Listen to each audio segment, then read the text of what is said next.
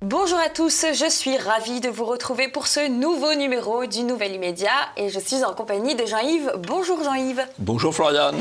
Alors Jean-Yves, je le rappelle aux téléspectateurs chaque semaine parce que c'est très important et vous n'êtes pas assez nombreux à le faire. N'oubliez pas s'il vous plaît de cliquer sur le pouce en l'air, ce sont les gestes barrières de YouTube pour nous permettre d'avoir de la visibilité et pour garantir le succès de cette émission. N'hésitez pas également à nous laisser des commentaires juste en dessous, ça nous fait plaisir de les lire et puis souvent vous avez des choses intéressantes à nous dire et puis vous pouvez également partager cette émission dont je vous annonce, ça y est, le programme, une fois que ces gestes barrières ont été rappelés, on commencera avec une météo de l'info qui gratte, on enchaînera avec l'image du jour, c'est Macron au radar, vous allez voir, il est peut-être responsable d'une de vos amendes en voiture ou en bagnole, comme il aime à dire. Et puis, le dossier de cette semaine sera bien sûr consacré aux petites bestioles qu'on ne peut pas éviter aujourd'hui, les punaises de lit. Et puis, on n'oubliera pas les pastilles de l'information et le portrait piquant de cette semaine en partenariat avec le gym réalisé par Claude Cholet, qui sera consacré à Julien Pain, un journaliste que vous connaissez bien si vous êtes des fidèles d'Immédiat, puisque c'est un journaliste fact-checker. Immédiat numéro 461, c'est parti. Cette semaine, la météo de l'info est irritante et grattante. Irritante par le traitement mezza voce de la situation dans le Caucase. Les Arméniens étaient installés au Haut-Karabakh depuis 3000 ans. Les Azéris leur ont laissé le choix entre la valise et le cercueil. Ils sont partis. Cette épuration ethnique a fait peu de bruit. Géopolitiquement, l'Arménie n'intéresse pas l'État profond américain. Alors, pas d'État profond en action, pas de mise en scène de l'émotion. Nos médias se sont intéressés à une autre guerre, celle contre les punaises de lit. Punaises, quelle actualité grattante! À condition toutefois de ne pas chercher les causes de la prolifération de ces petits insectes, la tiers-mondisation de la France, la bidonvillisation de ces villes. Eh bien nous allons vous en parler. L'image de la semaine, c'est Emmanuel Macron qui contrôle les Français avec un radar de vitesse. On regarde ça tout de suite. Qui nous permet quand même de...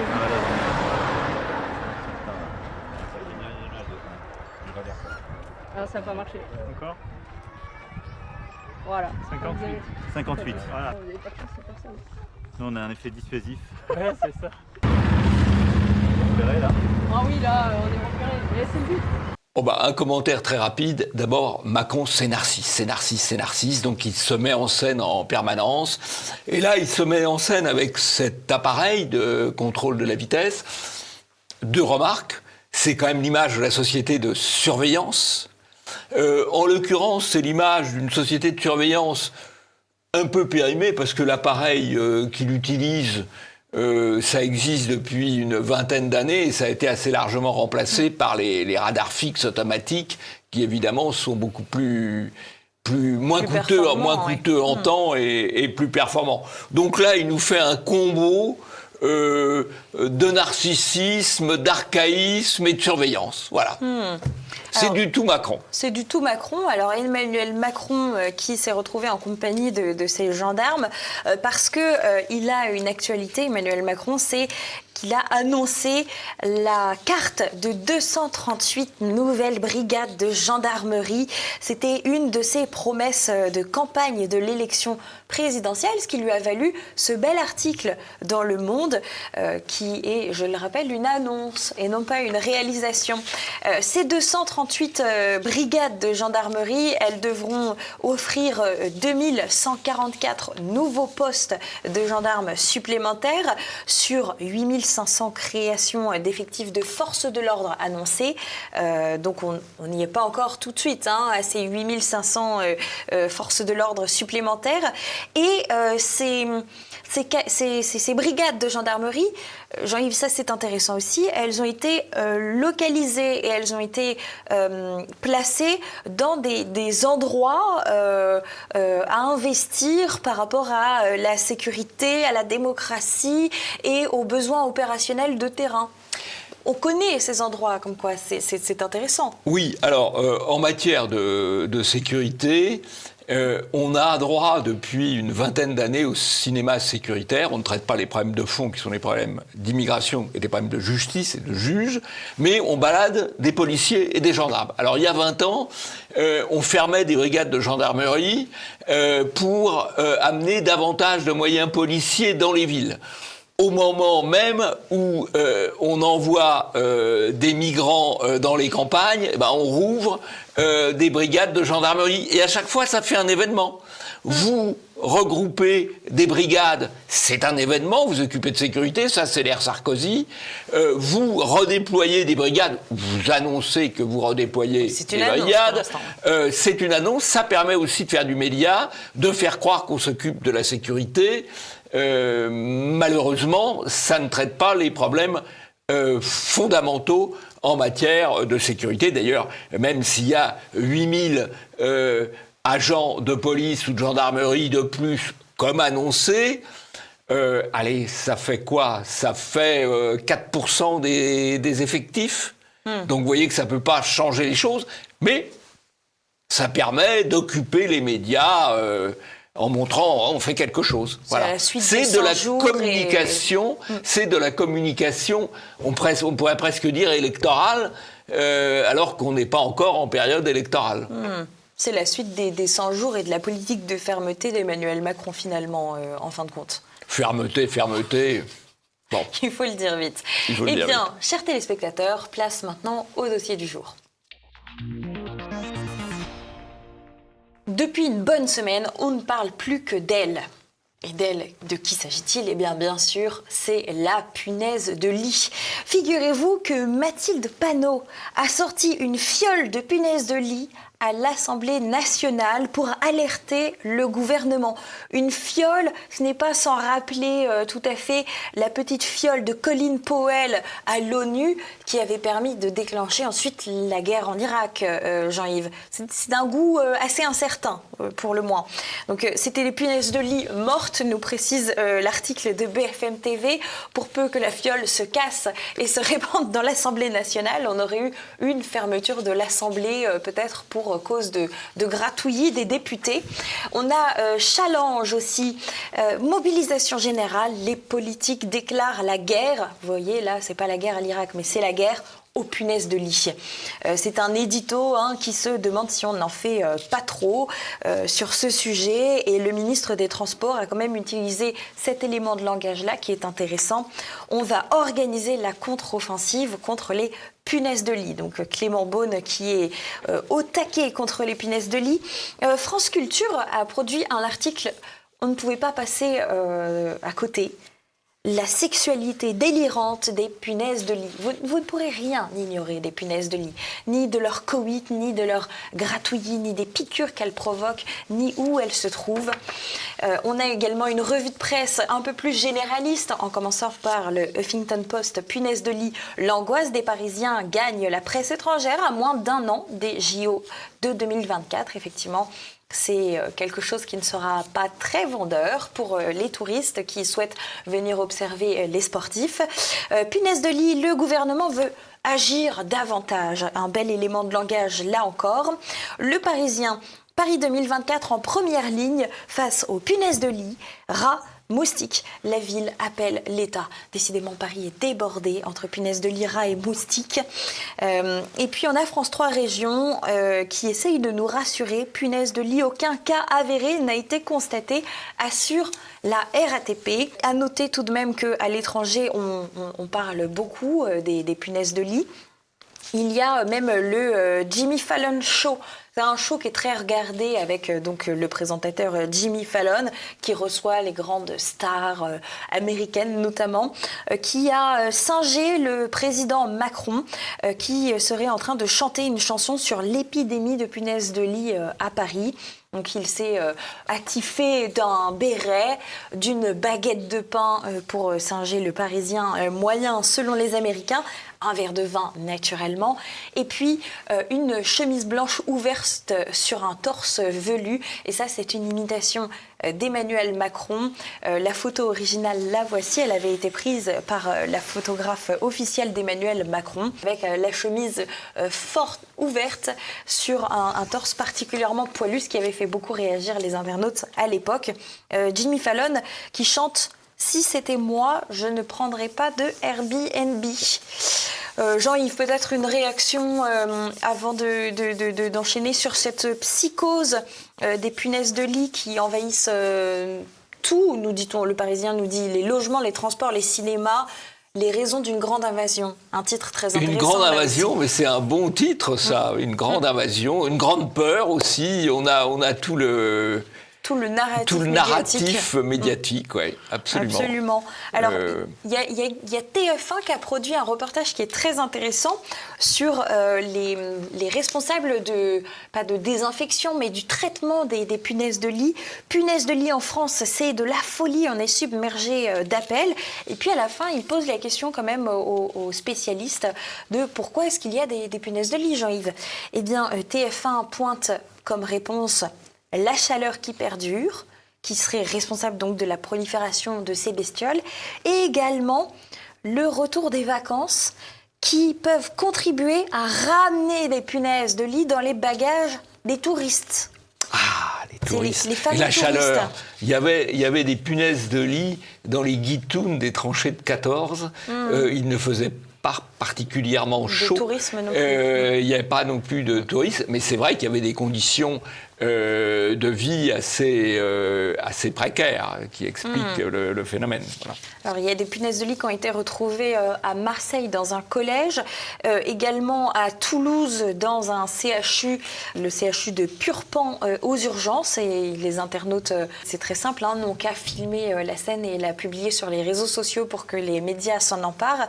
Et puis, la psychose gagne la capitale, puisque, je vous le disais, le ministre des Transports a prévu une contre-offensive contre ces punaises de lit.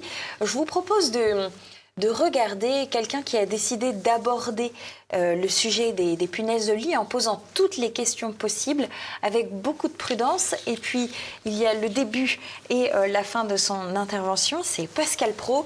Et le ministre de la Santé, Aurélien Rousseau, lui répond juste après. Est-ce qu'on sait pourquoi il y a plus de punaises de lit aujourd'hui ? Est-ce lié à l'hygiène ? Je vais poser toutes les questions. Il y a beaucoup d'immigration en ce moment. Est-ce que c'est des personnes qui n'ont pas les mêmes conditions d'hygiène que ceux qui sont sur le sol de France, qui apportent parce qu'ils sont dans la rue, parce qu'ils peut-être n'ont-ils pas accès à tous les services comme les autres ? Est-ce que c'est lié à cela ? L'Association nationale d'assistance aux frontières pour les étrangers, qui est l'ANAFE, s'est retirée de la zone d'attente de l'aéroport de Roissy, infestée par les punaises de lit, une situation qui, selon elle, ne cesse de se dégrader. Depuis les premiers signalements en février, cette association assure que la situation ne cesse de se dégrader dans la plus grande zone d'attente aéroportuaire de France. L'ANAFE intervient dans des zones d'attente où patientent les personnes qui n'ont pas été autorisées à entrer sur le territoire. Il n'y a pas de panique générale, on n'est pas envahi par les punaises de lit, ça n'a rien à voir avec l'immigration, s'il fallait le redire, je le redis.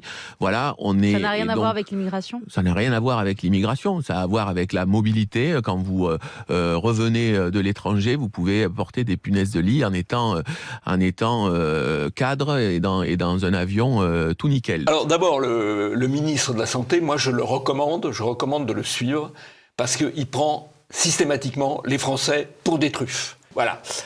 Alors, quant au fait, son argument est assez fabuleux, puisqu'il dit « Non, ça n'a rien à voir avec l'immigration, ça a à voir avec la mobilité ». Bah oui, Coco, mais l'immigration, c'est une forme de mobilité particulièrement présente et même envahissante en France. Voilà, donc il affirme quelque chose qu'il dénie en même temps, quoi. Vraiment, je recommande, à chaque fois que ce type parle, il faut savoir qu'il désinforme. C'est très intéressant en effet. Alors bien sûr, Pascal Praud a été dans le viseur médiatique. Libération a par exemple produit cet article « Punaise de lit et immigration, l'écœurant fantasme de Pascal Praud, loin de la répugnante association d'idées du présentateur de CNews dans le droit fil de Charles Maurras ». Ça, c'est intéressant. Qu'est-ce Je qu'il ne vient savais faire pas là, que Charles Maurras s'était occupé des punaises. Ça faudrait peut-être le relire pour retrouver l'argument. Alors, c'est un article de Jonathan Boucher-Peterson. Hein, Oui, qui est voilà. un remarquable commissaire politique. Subventionné par le contribuable, bien sûr. Avec vos impôts, vous payez ces gens-là. Alors, il faut noter que cette question que soulève Pascal Praud, d'ailleurs le spécialiste qu'il a en face de lui au moment où il la pose, lui dit non, pas du tout, sur le plateau de CNews, ça n'a rien à voir avec l'immigration. Mais l'ARCOM a quand même été saisi. 20 minutes ajoute que c'est une question qui a rapidement fait polémique. Là aussi, Jean-Yves, il y a des choses à dire sur l'ARCOM. Alors d'abord, Pascal Praud, vous l'avez vu, il pose des questions. Et c'est, à mon avis, la moindre des choses que de poser des questions. Il y a des gens qui posent la question de la relation avec le réchauffement climatique. Pourquoi pas? Ils ont le droit de poser la question. On a le droit d'en discuter. Et Pascal Praud pose la question de la relation avec les migrations. Il a le droit de poser la question. En tout cas, dans une société de liberté, il devrait avoir le droit de poser la question. Alors, on va saisir l'ARCOM. Pourquoi on va saisir l'ARCOM? Parce que l'objectif de l'ARCOM, qui est l'ancien CSA, c'est-à-dire censure socialiste de l'audiovisuel, l'objectif de l'ARCOM, c'est de condamner régulièrement CNews ou les médias de Bolloré pour pouvoir ensuite dire au moment du renouvellement des fréquences pour les médias, de dire « Ah bah, on va leur supprimer parce qu'ils ont été condamnés ». Donc il y a derrière ça une volonté vraiment d'atteinte majeure à la liberté d'expression. C'est très intéressant d'ailleurs parce que ce sont des députés Renaissance et LFI, j'allais oublier de le préciser, mais ce sont donc des députés qui ont saisi l'ARCOM pour cette question soulevée par Pascal Praud. C'est le politique qui gère le médiatique. Voilà, et qui ont comme objectif de combattre les médias qui ne répètent pas sans la moindre critique la doxa gouvernementale ou la doxa de gauche. Alors, à noter, Jean-Yves, qu'il y a quand même beaucoup de cas de punaises de lit qui sont reliés à l'immigration. On a par exemple cet article de TF1 de 2017 qui mentionne une compagnie de CRS entière qui avait été contrainte de dormir 2 nuits sur un parking pour éviter des attaques de punaises de lit dans le cadre, tenez-vous bien, d'une mission de sécurisation liée à des migrants. On a le média Info-Migrants qui nous parle de migrants infestés de piqûres dans la zone d'attente de Roissy, infestés par des punaises de lit. C'est exactement ce dont parle Pascal Praud. C'est l'Association nationale d'assistance aux frontières pour les étrangers, donc l'ANAFE, qui est citée par Pascal Praud, qui dénonce une situation qui ne cesse de se dégrader dans la zone d'attente de l'aéroport de Roissy-Charles de Gaulle. Ça, c'est un article de 2023. De juillet 2023. Donc on est totalement dans de l'actualité. À Genève, il y a le centre d'hébergement de Rigaud qui accueille des réfugiés et qui est envahi par ce parasite. Et les habitants ne sont pas très heureux. Et c'est donc un vrai casse-tête pour cet hospice. Il a été inauguré en septembre 2019 et en plein quartier des organisations internationales. Donc les gens sont absolument ravis à Genève d'avoir ça en face d'eux. Le collège dont je vous parlais tout à l'heure à Marseille, qui est infesté par des punaises de lit, qui a dû fermer ses portes jusqu'à la fin de la semaine, depuis mardi jusqu'à la fin de la semaine, donc avec des élèves qui n'ont pas accès à leur établissement, eh bien, il se situe dans le 3e arrondissement de Marseille. C'est le collège Joséphine Baker. Europe 1 nous parle de cet arrondissement comme un quartier déshérité et pauvre. Jean-Yves, autant dire un quartier de l'immigration. de l'immigration. Alors, je pense qu'il faut bien comprendre les choses. Cette affaire de punaises de lit qui reviennent, c'est un élément de la tiers-mondisation de la France. Il arrive de plus en plus massivement des migrants qui viennent effectivement de zones du monde où il n'y a pas forcément exactement les mêmes standards de salubrité que dans le monde européen, et qui ensuite sont dans des conditions d'hébergement qui sont parfois un peu précaires. Vous regardez à Paris, par exemple. À Paris, vous avez une bidonvillisation. C'est-à-dire que vous avez des dizaines de milliers de gens qui vivent plus ou moins dans des baraquements ou qui vivent dehors sur des matelas. Dans certains beaux quartiers de Paris, et évidemment, ça facilite la prospérité de ce type de parasites. D'ailleurs, même les SDF français ont du mal à trouver des places dans les centres d'hébergement, puisqu'ils sont occupés par les clandestins qui viennent d'arriver. Et donc, ça crée une situation qui ne peut être que favorable au développement de ces parasites. Donc, c'est quand même incroyable qu'on n'ait pas le droit de dire ça, ou qu'on prétende interdire à Pascal Praud de dire cela. C'est manifestement une cause majeure du problème. De même que pour le logement, on parle du problème du logement, le problème du logement, il existe aussi largement à cause de l'immigration, parce que quand il arrive 500 000 personnes par an, où on ne les loge pas et on a le problème des punaises, où on les loge et on réduit considérablement les logements disponibles sur le marché. Ça, c'est des vérités arithmétiques qu'on doit pouvoir dire sans être censuré en permanence par les gens qui ne veulent pas voir ce qu'ils voient. Selon la formule de Charles Péguy, il est difficile de dire ce que l'on voit, et il est encore plus difficile de voir ce que l'on voit. Et quand on voit tous ces ministres et tous ces commentateurs politiques et tous ces médiatiseurs, on voit bien qu'ils ne veulent surtout pas voir et ils ne veulent surtout pas dire ce qu'ils voient. Et à propos de vérité et de censure, Jean-Yves, figurez-vous que Wikipédia a de nouveau été l'occasion d'une bataille d'édition sur la page des punaises de lit, naturellement. On retrouve d'ailleurs cet éditeur de Wikipédia dont nous avions parlé dans le cas de Jean-Paul Gourevitch, qui est Chouette Bougonne. Et voilà les modifications qui ont été faites sur la page Wikipédia, sur laquelle on pouvait lire il y a peu de temps que l'un des facteurs de la présence de punaises de lit était l'immigration. L'un des facteurs, pas le seul, l'un des facteurs, bien sûr. Cet élément-là a été supprimé.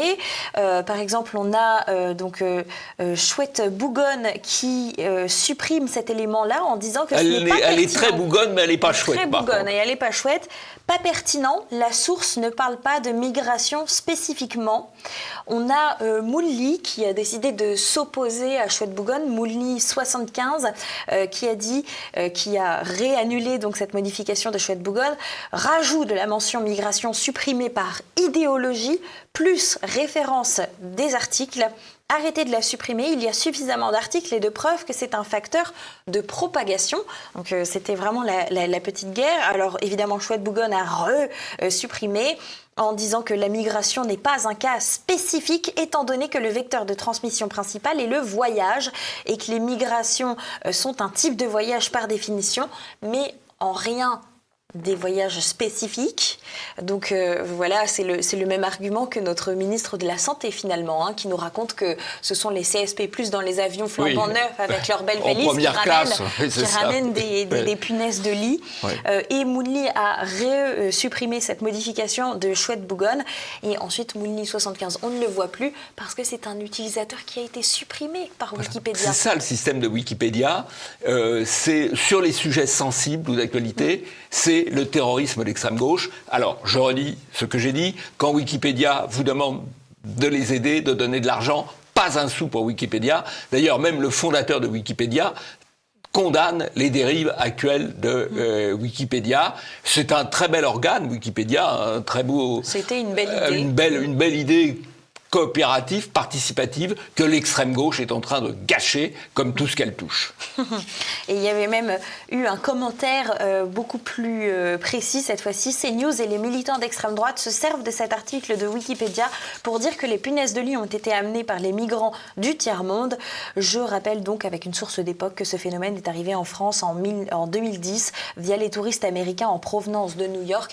Alors on a quand même des gens qui réécrivent l'histoire sur Wikipédia. C'est intéressant puisque vous parliez de la présence des punaises de lit dans les tranchées. Des punaises, il y en a toujours eu. Il y a même un moment où on utilisait une expression très péjorative dans les milieux peu favorables aux catholiques, punaise de sacristie ou punaise de bénitier. Donc les punaises, ça existe. Mais pourquoi ça avait disparu? Ça avait disparu, on va dire, dans les années 60, 70, 80, où il y a eu une période où il y avait plus de mendicité et une certaine salubrité générale. Et c'est revenu. Et c'est revenu notamment à la faveur de cette bidonvillisation des grandes villes. C'est pas seulement c'est le bidonville mondial qui crée les punaises. Après les punaises de lit, eh bien place aux pastilles de l'information. Pour débuter ces pastilles de l'information, Jean-Yves, on ne pouvait quand même pas passer à côté de la mort de Jean-Pierre Elkabbach. Un journaliste nous dit Nicolas Sarkozy pugnace et sans concession. Fabien Roussel nous parle d'un journaliste qui avait des échanges mythiques avec Georges Marchais et des interviews toujours respectueuses, je cite. François Bayrou nous parle de questions surprenantes de la part de Jean-Pierre Elkabbach. On a une revue de presse également mort d'un monstre sacré du journalisme. Il s'agit de la formule d'Emmanuel Macron. Président, chef d'État, étranger et musicien, ils ont été face à Jean-Pierre Elkabbach. Le Monde, un titre plus simple, le journaliste Jean-Pierre Elkabbach est mort. Mort de Jean-Pierre Elkabbach de l'ORTF à Canal+, un journaliste inoxydable du paysage audiovisuel, ça c'est Libération. Et France Bleu, le journaliste Jean-Pierre Elkabbach est mort à l'âge de 86 ans. Journaliste et éditorialiste passé par France Inter, Europe 1. Il a fait le tour des médias. Je vous propose de regarder, chers téléspectateurs, ainsi que vous, Jean-Yves, quelques extraits de ces interventions, ou du moins de ces façons de procéder, et on réagit juste après. Comment vous faites pour trancher de tout, pour tout connaître sans rien savoir? Comment vous faites? Et comment vous faites, vous, pour poser ce genre de questions? Bonjour Marine Le Pen. Bonjour. Vous n'avez pas honte? Pardon? Vous n'avez pas honte? Honte de quoi? Vous n'avez pas de regrets? Non mais vous, de quoi me parlez-vous, monsieur Elkabbach? Vous n'étiez pas je vous reconnais bien là dans la provocation. Encore une fois, pourquoi la République? Pourquoi la France ne demanderait-elle pas pardon des crimes et des horreurs qui ont été commises à cette époque-là, parfois en son nom? Non, la République n'a rien à voir à ça. Et j'estime, moi, en mon âme et conscience, que la France, non plus, n'en est pas responsable. Que ce sont des minorités activistes qui ont saisi l'occasion de la défaite pour s'emparer du pouvoir et qui sont comptables de ces crimes-là. Pas la République et pas la France. Quelle couleur vous préférez pour le mur? Pour le mur, quel mur? Comment quel mur? Le mur sur lequel votre réforme territoriale va se fracasser. Il paraît que maintenant vous lisez. Qu'est-ce que ça veut dire? Que je n'ai vous jamais lisez cessé de lire Jean-Pierre Elkabbach. Les fiches et les dossiers techniques. J'ai dit que je lisais moins, ce qui est normal lorsqu'on travaille c'est ce que je veux dire. 16 heures par jour. Parce que je veux vous les offrir. Et j'ai les toujours... deux dernières Non, mais Pléiades. Jean-Pierre Elkabbach. Je crois qu'Elkabbach, d'un certain point de vue, mérite les immenses hommages qui lui sont rendus, parce que c'est l'incarnation du pouvoir médiatique. C'est l'homme qui symbolise la prise du pouvoir médiatique sur l'homme politique, avec une agressivité dans les questions, en tout cas, pas sur tous les hommes politiques, mais sur beaucoup d'hommes politiques et sur tous ceux qui sont susceptibles de s'écarter un peu de la doxa elkabbachienne. Et donc, c'est un basculement de pouvoir. Et on voit très bien pourquoi tous les hommes politiques le bichonnent parce que ils ont été sous sa coupe finalement, y compris d'ailleurs ce pauvre Roussel du Parti communiste, alors qu'il y avait eu des conflits extrêmement forts entre Marchais, Georges Marchais, patron du Parti communiste à l'époque, et El Kabbach, avec la caricature qu'on avait faite Thierry Leluron, « Taisez-vous, El Kabbach ». Et c'est bien une des choses dont les hommes politiques auraient eu besoin, c'est de dire à El Kabbach « Taisez-vous, El Kabbach ». Je vous propose d'écouter maintenant notre ministre de la Culture qui s'est exprimé à propos des lectures de contes par des drag queens. De plus en plus d'artistes lesbiennes, gays, bi et trans se retrouvent victimes de harcèlement, intimidation, annulation de spectacles et perturbation de spectacles. La lecture de contes par des drag queens, où est le problème ? S'ils s'imaginent que les drag queens font des shows ultra sexualisés, lascifs, avec des poses... Pas du tout. On est dans un cadre, tout ce qu'il y a de plus respectable pour les enfants. Il y a une instrumentalisation de la culture par l'extrême droite notamment. Comme d'habitude, cette ministre est absolument lunaire. Oui, c'est normal que des parents se révoltent contre l'invasion de l'éducation nationale par l'idéologie LGBTQ, par les drag queens, etc. Et je crois que dans les choses positives qu'il y a dans la situation actuelle, c'est précisément les mobilisations locales de groupes vigilants ou de parents vigilants qui veulent arrêter les profs qui sont dans des délires propagandistes. Ça, c'est très positif. Et ce qui est positif, c'est de mener des combats locaux contre les choses qui sont intolérables, n'en déplaise à Madame, comment vous dites, Rima Abdul Malak. Voilà.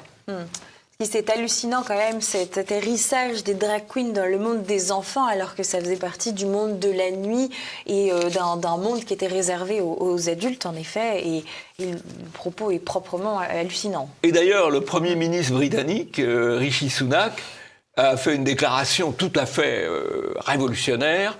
Il a dit « Un homme est un homme et une femme est une femme ». Voilà. C'est incroyable. Donc, mais c'est un homme politique extrêmement courageux parce que en France, pas facile à dire. En ce moment, pas facile à dire. Samuel Fitoussi était invité par France Inter au micro de Maya Mazorette, Sourimi et Marine Baousson pour défendre son livre, et le terme est très intéressant et très important, vous allez voir, défendre son livre Woke Fiction, comment l'idéologie change nos films et nos séries, qui est paru aux éditions du Cherche Midi. Je vous propose d'écouter quelques morceaux choisis de cette interview sur France Inter. Notre question qui fâche du jour va fâcher beaucoup de gens, à commencer par Marine Baousson, ici présente. Ça me fâche. Le wokisme est-il un danger pour la culture ? Vous êtes l'auteur d'un livre intitulé Woke Fiction, comment l'idéologie change nos films et nos séries, ou pour aller très très vite, vous dites textuellement que le wokisme est en train de tuer notre culture et par extension notre civilisation, en toute nuance. C'est pas exactement ce que je dis là. Ah bah si on prend les mots mot pour mot, si, c'est ce que vous dites. Marine, une conclusion ? Si j'ai bien compris, vous pensez qu'on ne peut plus rien dire, donc vous en avez fait un livre qui a été édicté par le Cherche Midi et vous êtes venu en parler sur France Inter. Alors Samuel Fitoussi a reçu de nombreuses marques de soutien suite à cet entretien un peu particulier, vous en conviendrez avec moi. Dominique Régnier, par exemple, qui est professeur à Sciences Po, a produit ce tweet. Le journalisme devrait s'insurger contre ces pratiques médiatiques qui en usurpent le sens et en inversent les valeurs. Militantisme, agressivité, morgue morale et connivence malsaine donnent des airs lugubres à ce moment de radio. On a effectivement trois femmes qui sont contre ce jeune homme qui est invité pour parler de son livre. Voilà. Alors, ce qui est intéressant, c'est qu'effectivement, ces trois femmes qui se définissent comme des Spice Girls, qui sont des militantes d'extrême gauche, en fait, plus ou moins humoristiques ou se prétendent telles, remplacent Charline Vanhoenacker, qui était dans la même démarche de dérision, de dénigrement, sauf qu'elle était seule. Et là, maintenant, elles sont trois, et donc elles peuvent canarder en tir croisé la personne qu'elles invitent, si cette personne ne dit pas exactement ce qui leur plaît. En l'occurrence, elles elles se définissent comme des... le leitmotiv de l'émission, je le cite, parler de ce monde qui change avec des invités engagés qui le font basculer. Bon, voilà, donc on a un objectif idéologique dans cette émission. Bon, là, il faut reconnaître qu'elles ont invité quelqu'un qui n'était pas sur leur ligne, donc ça c'était plutôt positif, en le canardant par les tirs croisés, mais c'était plutôt positif. Un ouvrage tout à fait recommandable parce qu'il est technique, il est précis, il montre notamment les instructions que reçoivent les auteurs de films et de séries pour écrire leur scénario, les instructions quant aux personnages, quant au choix de leurs orientations sexuelles, dans leur choix de leur orientation, de leur présentation ethnique, et par rapport au rôle qu'ils vont avoir. Donc, il met en évidence le formatage. Voilà, nous y reviendrons d'ailleurs dans une émission particulière sur comment les séries et les films vous manipulent. Il y a de quoi faire. Alors, par exemple, ces chroniqueuses, donc, elles avaient fait d'autres sujets. Par exemple, les femmes sont-elles biologiquement faites pour servir les hommes ? Maya Mazorette, qui utilise un pseudo pour ses réalisations, a également écrit des livres. Elle se définit évidemment comme autrice. Elle a écrit Le sexe selon Maya, Sortir du trou, Péché mignon, La vulve, la verge et le vibro, Peut-on être romantique en levrette, La revanche du clitoris, La coureuse, Ma vie sexuelle est plus grosse que la tienne. Quand même un peu... A fait la concurrence aux punaises, alors, si j'ai bien compris, par rapport à ce que vous aviez dit tout à l'heure sur l'article sur la sexualité de France Culture sur la sexualité des punaises. C'est une punaise de radio, alors peut-être. C'est la sexualité de Maya Mazorette, donc qui utilise un pseudo, ce qui est toujours très intéressant pour savoir mesurer un peu le courage des personnes. Avec un chien, on garde plus d'insouciance, plus de liberté. BFM TV a interviewé Hélène Gatto qui vient de sortir un livre. Pourquoi j'ai choisi d'avoir un chien et pas un enfant ? Ils disent dans cette interview qu'ils la laissent expliquer pourquoi est-ce qu'elle ne veut pas d'enfant et préfère avoir un chien. À noter, Jean-Yves, que cet ouvrage est préfacé par Sylvain Tesson. Hélène Gatto est une journaliste vétérinaire et donc qui a produit ce livre un peu choquant.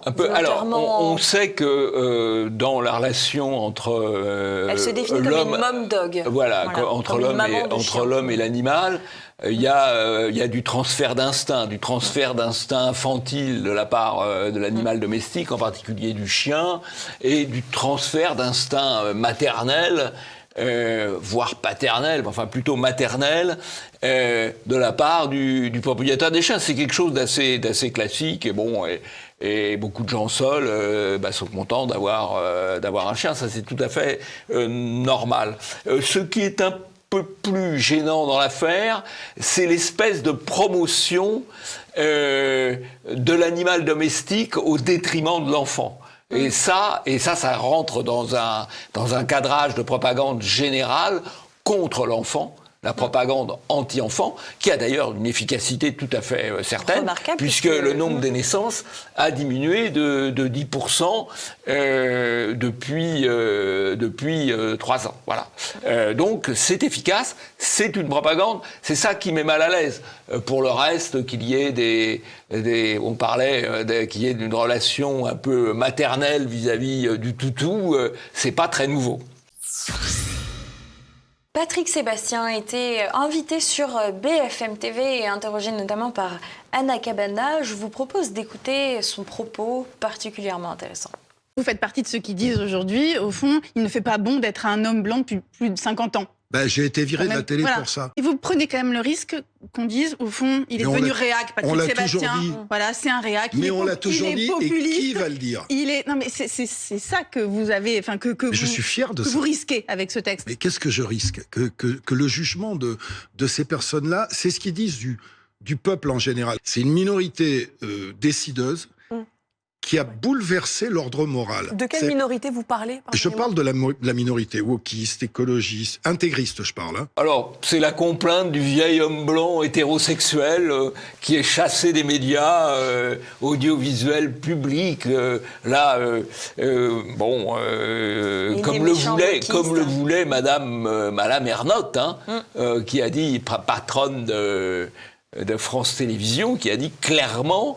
nous allons virer les hommes blancs hétérosexuels. Plus de 50 ans, ils cumulaient. Voilà, c'est comme ça. Alors, c'est sa complainte. Voilà, c'est comme ça. Ça y est, le mouvement Civitas, dirigé par Alain Escada, a été dissous. Ce qui est intéressant, c'est cet article de La Croix pour en parler. Civitas, l'organisation d'extrême droite, officiellement dissoute. Et la photo qu'ils emploient pour illustrer cet article est particulièrement savoureuse parce qu'on y voit des jeunes hommes qui sont cagoulés ou du moins qui ont des capuches sur la tête ainsi que des masques qui ont les bras en l'air, qui font des processions avec des drapeaux. Ça n'a absolument rien à voir avec Civitas. Rien à voir. D'ailleurs, ils ont produit un tweet. Exemple de la collusion entre le gouvernement et une presse qui choisit délibérément une photo de gens qui ne sont pas de Civitas dans un événement qui n'est pas organisé par Civitas pour illustrer un article sur Civitas, manipulation et fake news. Par ailleurs, il faut souligner quand même que c'est La Croix. Oui. C'est donc un tacle dans les jambes suite à la mort de ce mouvement. Oui. Alors, qu'est-ce qu'un régime totalitaire ? C'est un régime où il y a une confusion entre le pouvoir exécutif, le pouvoir médiatique et le pouvoir judiciaire. C'est exactement la situation dans laquelle on se trouve. C'est intéressant d'ailleurs de voir que dans les motifs de dissolution de Civitas, font 8 pages, on ne va pas tout énumérer, mais il y a notamment la critique du fait qu'ils avaient participé aux manifestations contre l'implantation d'un foyer de migrants à Saint-Brévin. Et il y a donc une volonté du pouvoir et des médias qui sont de connivence avec le pouvoir sur ce sujet-là, qui partagent la même doxa immigrationniste, pour interdire toute opposition à la dissémination de l'immigration dans les bourgs et les villages de France, qui risque d'être plus rapide que la dissémination des nouvelles brigades de gendarmerie. C'est toujours intéressant ces dissolutions de mouvements, Jean-Yves, parce qu'on peut toujours faire des parallèles. Par exemple, un parallèle avec le mouvement d'extrême gauche de la Jeune Garde. On a Carlos Martín Bilongo qui s'est entraîné avec la Jeune Garde, donc c'est intéressant. Il va quand même dans les mouvements antifascistes pour aller boxer. Ils disent qu'ils vont préparer quelque chose avec un tweetos qui fait partie de ce mouvement qui s'appelle Sem Yoldas.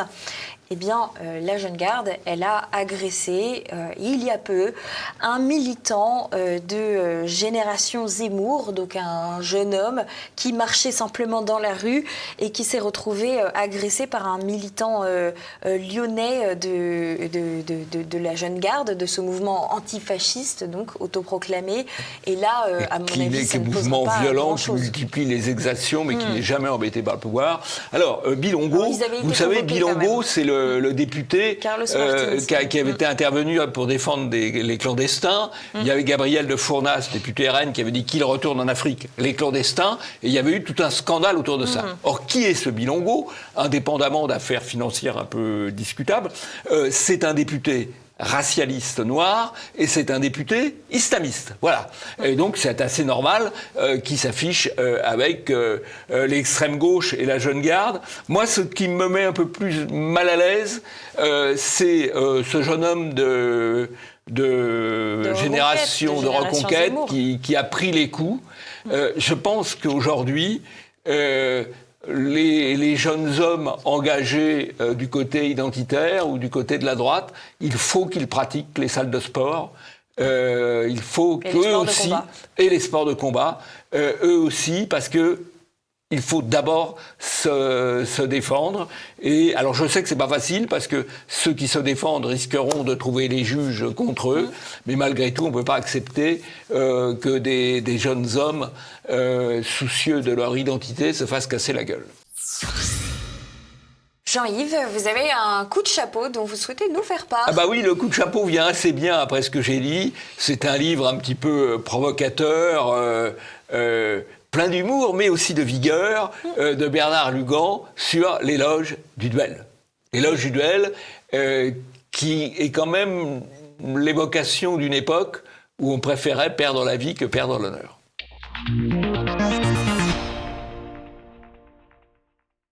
Et voilà, c'est déjà la fin de ce numéro d'Immédiat. Merci à tous de nous avoir suivis. Je vous le rappelle, n'oubliez pas, si ce n'est pas déjà fait, cliquez sur le pouce en l'air. C'est essentiel au succès de cette émission.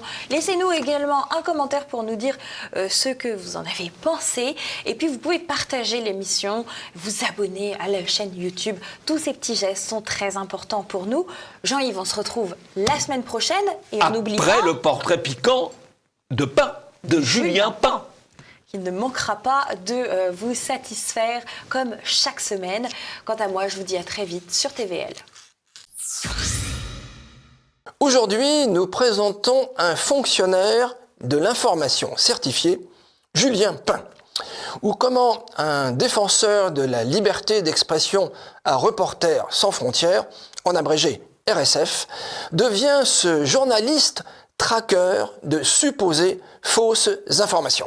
Né en 1975, il est pacsé avec une ancienne de RSF, également membre de l'Institut Montaigne. Après un diplôme obtenu à l'Institut d'études politiques d'Aix-en-Provence, il fait quelques piges. Mais sa carrière commence vraiment en 2003, où il devient responsable du bureau Internet et Liberté à RSF. RSF dont la mission est, je cite, d'agir pour la liberté, le pluralisme et l'indépendance du journalisme. À cette époque, RSF est dirigé par Robert Ménard, qui développe un prestigieux carnet de soutien financier. François Pinault, Sanofi, Benetton, mais aussi l'Open Society de George Soros et des institutions liées au service américain comme l'USAID et quelques autres. Virage en 2007. Quelques mois après l'élection de Nicolas Sarkozy, Julien Pain est recruté par la chaîne de télévision d'information internationale en continu, France 24, afin de présenter l'émission Les Observateurs. Julien Pain y applique son idée en germe à RSF. Diffuser des images amateurs de cyberblogueurs observateurs en les décryptant. Au même moment, sous l'impulsion de Christine Ockrent, sa directrice, et femme du ministre des Affaires étrangères Bernard Kouchner, la ligne éditoriale de France 24 change. Elle s'infléchit vers un néoconservatisme à la française. Cette orientation correspond à celle des années de Julien Pain à RSF, ce qui sera vérifié entre autres par un parti pris anti-syrien systématique. Nouvelle impulsion en 2016. Julien Pain devient rédacteur en chef et présentateur de l'émission Vrai ou Fake sur la chaîne France Info. Les sujets abordés par Vrai ou Fake sont dans la continuité de ceux traités par France 24, avec 3 marottes. Julien Pain garde ce tropisme néoconservateur américain, la Russie étant une de ses cibles récurrentes de ses émissions, avec des sujets comme les mensonges russes, les soutiens français du Kremlin, etc., etc. Deuxième sujet abordé régulièrement, les complotistes et l'extrême droite, avec les sujets qui sont les catholiques complétistes, Éric Zemmour fait-il de la désinformation ? Point d'interrogation. Sa troisième marotte concerne le mouvement contestataire contre les mesures de restriction des libertés durant la période du Covid et sa vaccination avec la chasse aux intox sur le coronavirus, la propagande sur les vaccins, etc., etc. Il fera son mea culpa en juillet 2003, en reconnaissant que le gouvernement et les journalistes, je cite, ont pris les gens pour des truffes.